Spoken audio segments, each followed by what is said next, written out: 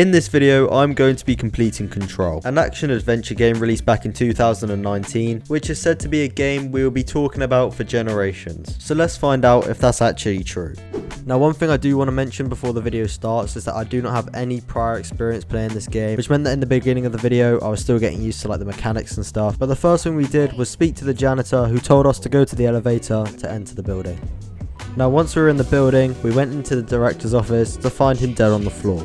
And next to him was a gun. Now this gun contained the hiss, which is a crucial part of the storyline. You're then taken to an area where you can kind of learn the mechanics and test out your new gun, before being taken back to use your gun for the very first time. Then after taking out a few more enemies, you make it to Central Executive, where you're made to fight a bunch of guys, and yeah, I kind of died. But the second time round, I respawned and managed to kill them all no problem. After that was done, we could then cleanse the point. Cleansing the point will happen multiple times throughout the video, and it basically sets a checkpoint that you can instantly spawn at whenever you want, which makes traveling around the entire map a lot quicker. The next thing we had to do was to speak to the person in the safe room, which turned out to be Emily. She's kind of just an NPC side character who helps you along the way. We then fought off a few more guys before finding the object of power. Grabbing this object gives you the ability to pick up and launch any object that you find around you, which is really useful when fighting enemies. And speaking of enemies, it was now time for us to fight our first boss. Now, on my first attempt, I died. On my second attempt, I died again. On my third attempt, you can probably guess, I died again. But on my fourth attempt, I managed to hit him enough that he went away. Now after that, it was time for a new mission called Hotline Chamber. And by flicking this light switch, it took us to a motel. And by flicking this other light switch, it took us to the hotline chamber. And by answering the phone, we were transported to an island with another phone. And this time, it made us watch a video about a phone and basically explained how it was an object of power. And then we were taken back to Emily, where we found out we'd completed our mission. And we were given a new mission called Directional Override. Our first task was to search for a way into the maintenance sector, which was fairly easy. And after locating his office, we could have another chat with the janitor. And he ended up giving us clearance level 2, which meant we could unlock a load more doors. Then we managed to find our way to the NSC power plant, where we were given 2 tasks to fix the coolant pumps and fix the energy converters. I started with the coolant pumps first, and all we had to do was clear out these pipes and then repower the generators. There were the pipes. After that, we were given a new mechanic, which was shield, which basically meant that you could shield yourself from anyone shooting at you, which is really useful.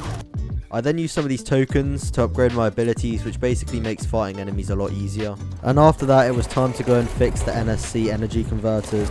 And since it was so similar to the cooling systems, it was really easy and I got that done super fast. So then all that was left to do was lift the lockdown and go back and talk to Emily, who told us that we'd completed our mission. We then started our new mission, which was called the Old Boys Club. After taking out a few enemies and making our way through several different rooms, we managed to locate Marshall, and our mission was updated. We had to now find Darling's HRA lab. Now after fighting through a load more enemies and working out the secret code, we managed to find the lab. And after another quick chat with Marshall, we were granted level 4 access, which meant we could begin our search for some black rock. Once we'd reached black rock processing, we had to talk to Arish, who gave us access to the black rock lab. But when you look for the prism, they're all shattered. Which means you then have to venture into the Black Rock Quarry in order to find some prisms yourself. But after a hard fought battle and getting lost several times, I worked out that I had to press this button, wait for this wall to explode, and then go and collect my Black Rock prism. After we'd done that, it was time to go back and speak to Marshall once again, and Marshall told us that they had the brother.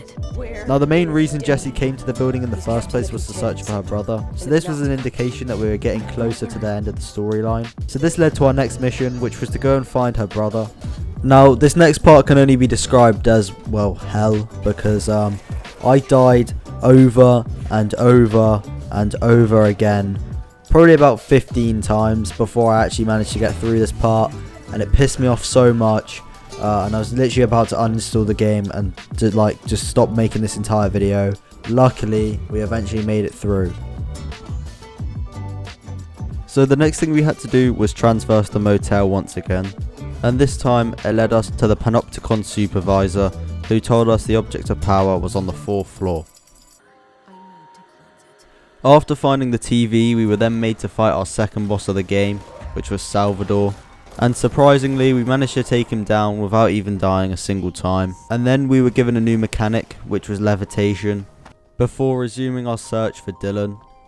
However, when we eventually found Dylan's maximum security cell, he was nowhere to be seen. However, when we returned to speak to Emily, she explained that they'd found him and they'd taken him to where they were. And we eventually found him, but you know, he was kind of tweaking a bit.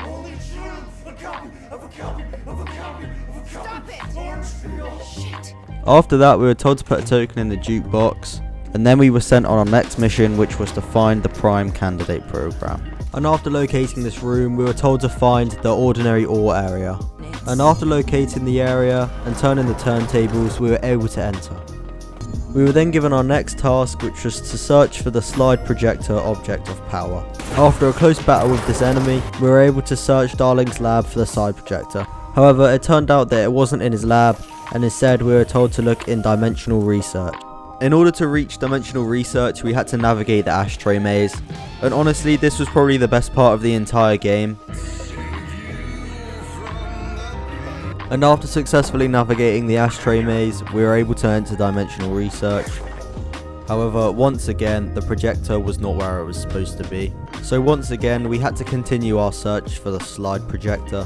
And after deciphering the code and removing the 4 bolts to unlock this door, we were presented with this massive sphere, which then left us one final job: to cleanse all of the siphons which were attacking it.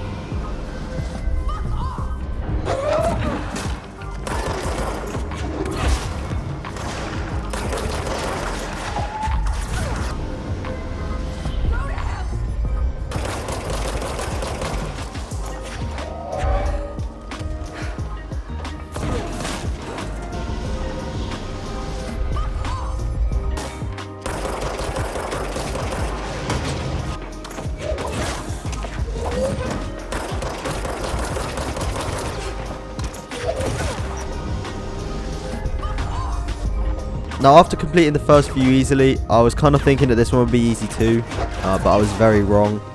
Although it might look fairly easy, this was probably about my 25th attempt at this. I'm not joking, I spent over 2 hours just trying to complete this one siphon. But of course, we did eventually manage to complete it, and after gliding to the top of this tower, we were presented with the final cutscene of the game. You are a worm through time. The thunder song distorts you. Happiness comes like pearls in road. And there you have it. That was completing Control in 2023. Do I think it's a game we'll remember for future generations? I'll leave that one up for you guys to decide. But if you did enjoy my video, please feel free to check out one of my other ones. I will definitely be making more content like this, so stick around, subscribe, like this video, and yeah, I'll see you guys in a bit.